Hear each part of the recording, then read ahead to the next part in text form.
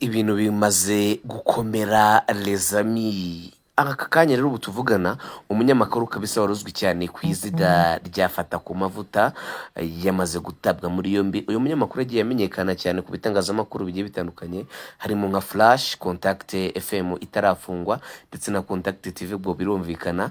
Ari nako kandi agenda nakora ku bindi bitangazamakuru byo kuri murandasi harimo nk'iki kinyamakuru cyitwa 3D TV nacyo yagikozeho, ndetse muranabyibuka ko iki kinyamakuru kiza uyu Fata Kumavuta yavugaga ko ari iki cyo gihe yakoresha na press conference y'abanyamakuru ababwira ko nawe yafunguye chano ye ku giti cye. Ariko kuri ubu rero kuri uyu munsi kuri uyu wa gatandatu kabisa ubwo ibindi bikorwa byindi byanyendaga bikomeza bya showbiz harimo amafestival agiye atandukanye, uyu Fata Kumavuta we yamaze kuba atabwa muri yombi kugeza ubu.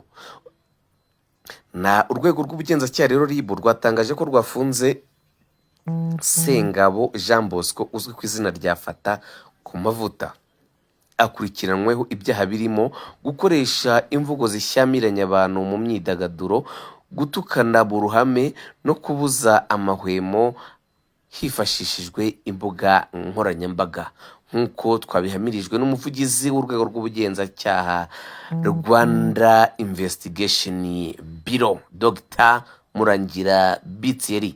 Sengabo yafashwe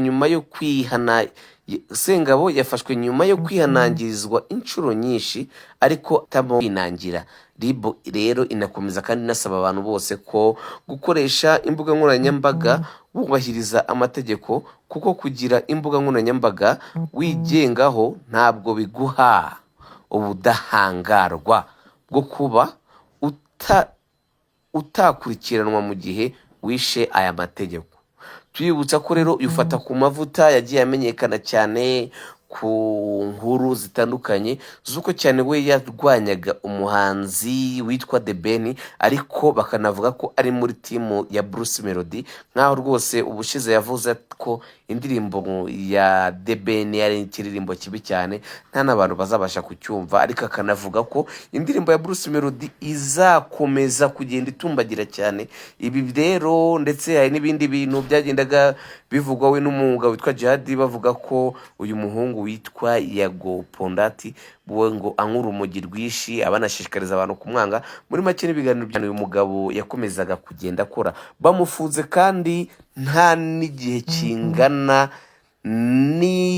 n'ukwezi kabisa kwari gushize n'undi ashinze YouTube channel ye yitwa n'undi Fata Kumavuta. Rero inkuru turakomeza kugenda tuyikurikirana, andi makuru ari tugereho n'undi turakomeza kugenda tuyababwira. Ciao ciao. Iyo ni Jeremy Empire nk'ibisanzwe mukomeze kugenda mudukurikira.